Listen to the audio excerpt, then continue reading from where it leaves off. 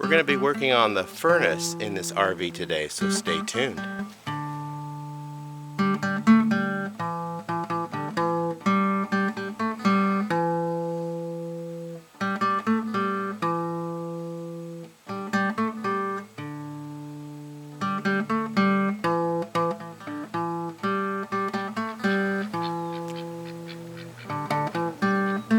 Good morning, I'm your host Jerry Hansen, and this is Pine Meadows Hobby Farm.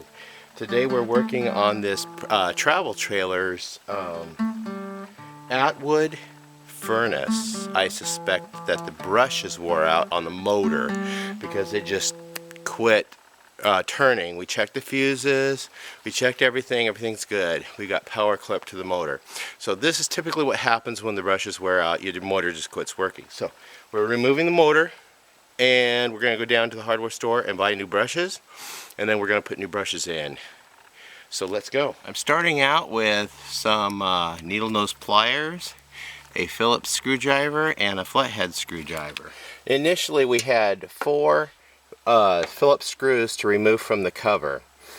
Then we removed the circuit board that goes right here, and we'll show you on the install and how it all installs. But right now we have 4 screws to remove the shroud, to expose the motor, to remove the motor. And we've got wiring here that we need to disconnect.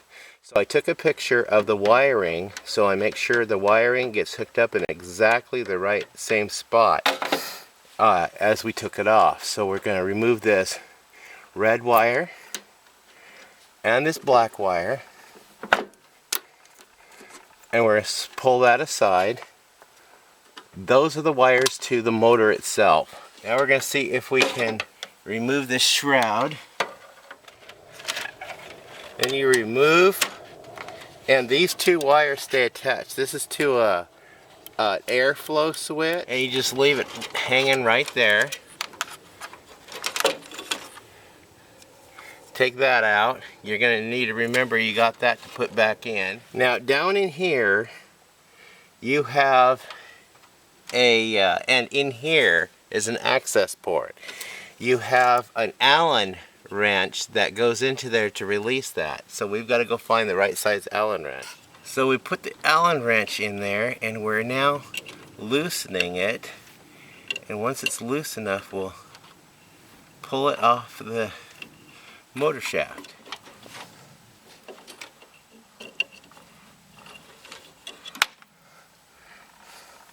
There's what that looks like. And the Allen wrench goes right in there. That's all that is. It's a little tightening clip. And there's a little groove right in here, so when you put that back on, make sure you put it back on where it lines up with this groove so you can sit the Allen wrench in there. Now we got it. Get that off of there. This slot right here, you put your Allen wrench in there and loosen that.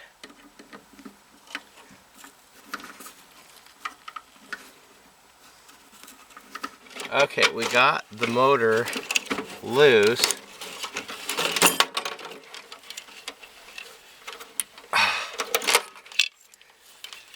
And now we gotta get this off of there. A bummer about this is it's a sealed motor. There is no screws to open it up like my other motor. It's crimped. So what we're going to do is take away those crimps, these crimps right here, and we're going to pull this motor out and see if we can replace those brushes. Okay, after taking the motor out of the furnace and bench testing it, found the motor was found to be perfectly fine. So the component wasn't the motor that quit working. The component was actually this time delay relay that goes on the furnace. So I went ahead and purchased one online and received it in the mail the other day. So we're going to put it in today and get this furnace operational. That relay bolts and screws in right here.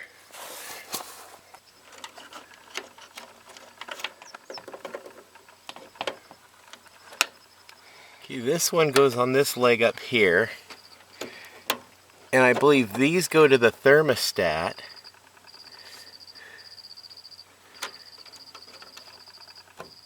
And then these go to the actual motor. There we go. Charge the lines with propane and we'll go in and turn the thermostat on. So now let's see if it works. Well, that works.